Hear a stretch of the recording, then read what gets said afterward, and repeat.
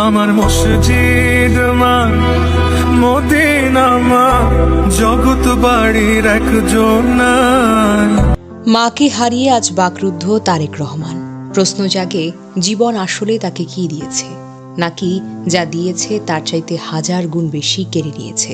তারেক রহমানের বয়স যখন মাত্র 6 বছর, তখন তিনি মায়ের সঙ্গে ঢাকায় গৃহবন্দী। মুক্তিযুদ্ধের 9টি মাস কেটেছে ভয় আর অনিশ্চয়তায়। বয়স যখন 11, আবারও গৃহবন্দী। এবার সিপাহী জনতার বিদ্রোহ। বয়স যখন 15, হঠাৎ করেই ভেঙে পড়ে আকাশ। তিনি হারালেন তার পিতা শহীদ রাষ্ট্রপতি জিয়াউর রহমানকে। একদিনে হয়ে গেলেন এতিম। যেই ছেলেটার মাথার উপর ছিল শক্ত এক ছায়া, সে ছায়া মুহূর্তেই হারিয়ে গেল। এরপর বয়স যখন 20-এর ঘরে, পার হতে পারলেন না। তিনি দেখেছেন কিভাবে তার মা একা একা রাজপথে, জেলখানায়, আন্দোলনে 2 সন্তানকে রেখে লড়াই চালিয়ে গেছেন।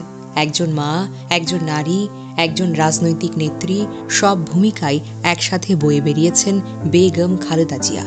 সময় গড়ালো। তারেক রহমানের বয়স যখন 40-এর কোঠায়, তখন শুরু হলো জীবনের সবচাইতে নির্মম অধ্যায়। নিজে, মা, ছোট ভাই, পুরো পরিবার কারারুদ্ধ। তারেক রহমানের মেরুদণ্ডের হাড় ভেঙে দেওয়া হতো নির্যাতনে। ছোট ভাই আরাফাত রহমান কোকোকে ধীরে ধীরে ঠেলে দেওয়া হলো মৃত্যুর দিকে। আর মা বন্দী, অসুস্থ, অবহেলিত। কারাগার থেকে বেরিয়ে তারেক রহমান গেলেন লন্ডনে চিকিৎসার জন্য। ছোট ভাই গেলেন মালয়েশিয়ায়। তবে তারেক রহমান বাঁচলেন, সুস্থ হলেন। ভাইটা আর পারলেন না। বাঙালি পরিবারে বলা হয়, বাবা না থাকলে বড় ভাই বাবার জায়গা দখল করে। কিন্তু তারেক রহমান নিজের ছোট ভাইয়ের জানাজায় যেতে পারলেন না। দাফনে আর দাঁড়াতে পারলেন না। দূর থেকে শুধু তাকিয়ে দেখলেন ভাইয়ের কবর দেওয়া হচ্ছে।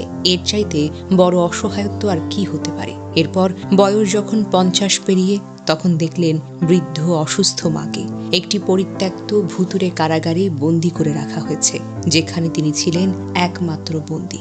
দিনের পর দিন মৃত্যুর সঙ্গে লড়েছেন সেই মা। মা বের হলেন ঠিকই, কিন্তু তাকে আর যেতে দেওয়া হলো না নিজের একমাত্র জীবিত সন্তানের কাছে। সময় আবার গড়ালো। তারেক রহমানের বয়স যখন প্রায় 60 ছুঁই, আল্লাহর রহমত এলো। জুলাই এলো। দীর্ঘ প্রতীক্ষার পর তিনি মাকে নিয়ে গেলেন লন্ডনে। একসঙ্গে সময় কাটালেন, একসঙ্গে ঈদ উদযাপন করলেন। মায়ের মুখে হাসি ফিরেছিল। এরপর মাকে দেশে পাঠালেন, নিজেও দেশে ফিরলেন। কিন্তু দেশে ফেরার 1 সপ্তাহ না যেতেই চলে গেলেন তার মমতাময়ী মা। বাবা নেই, ছোট ভাইও নেই, আজ মাও নেই। এই দুনিয়ায় তারেক রহমানের আপন বলতে আর কেউই রইল না।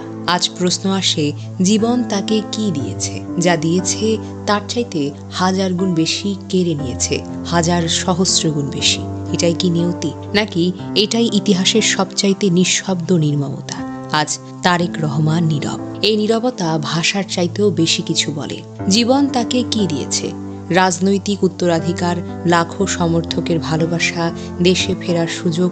কিন্তু যা দিয়েছে তার চেয়ে হাজার গুণ, সহস্র গুণ বেশি কেড়ে নিয়েছে। শৈশবে নিরাপত্তা, পিতার ছায়া, ভাইদের সহবত, মায়ের সান্নিধ্য, সব কেড়ে নিয়ে জীবন যেন তাকে শুধু কষ্টের পাট্টাই দিয়েছেন। কিন্তু এই কষ্টের মাঝেও তারেক রহমান লড়াই করে গেছেন মায়ের আদর্শ নিয়ে, দেশের জন্য। আজ মা হারিয়ে তিনি বাকরুদ্ধ, কিন্তু তার শক্তি লাখো মানুষের দোয়া ও মায়ের আশীর্বাদ। আল্লাহ, তুমি দেশনেত্রীকে জান্নাতুল ফেরদাউস নসিব করো। তারেক রহমানকে ধৈর্য দান করার মতো তৌফিক দাও। আমিন।